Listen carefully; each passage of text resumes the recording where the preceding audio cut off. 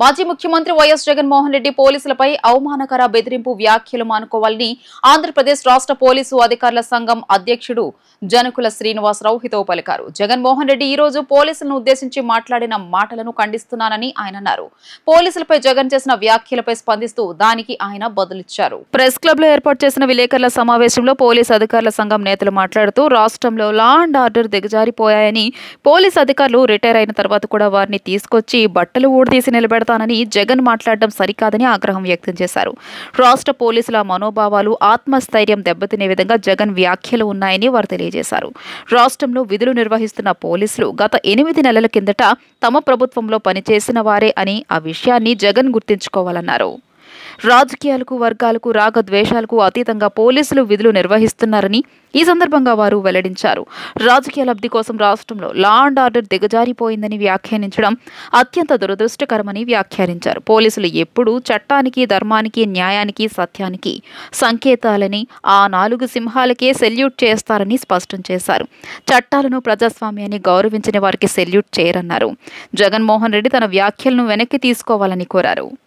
ఈరోజు మాజీ ముఖ్యమంత్రి శ్రీ వైఎస్ జగన్మోహన్ రెడ్డి గారు పోలీసులను ఉద్దేశించి ప్రెస్ మీట్లో పోలీసులు రిటైర్డ్ అయిన తర్వాత కూడా బట్టలు ఊడదీసి నిలబెడతారని చెప్పేటటువంటి వాక్యాలను ఆంధ్రప్రదేశ్ పోలీసు అధికారులను తీవ్రంగా పరిగణిస్తూ ఖండిస్తూ ఉన్నాం.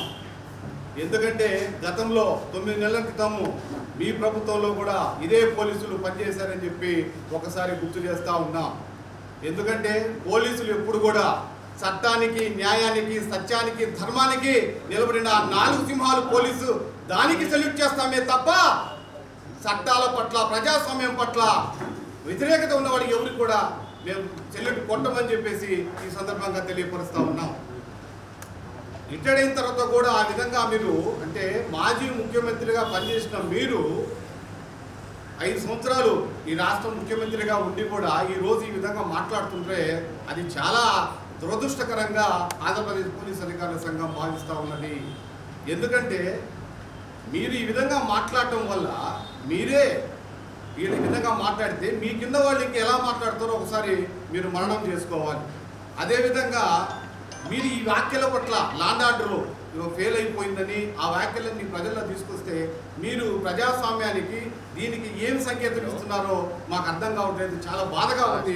మేము మీ వ్యాఖ్యలు మా ఆత్మధైర్యాన్ని, మనోభావాలను దెబ్బతీసే విధంగా ఉన్నాయి కాబట్టి మీ వ్యాఖ్యలను వెనక్కి తీసుకోవాలని చెప్పేసి ఆంధ్రప్రదేశ్ పోలీస్ అధికారుల సంఘం నుంచి మీకు విజ్ఞప్తి చేస్తా ఉన్నాం.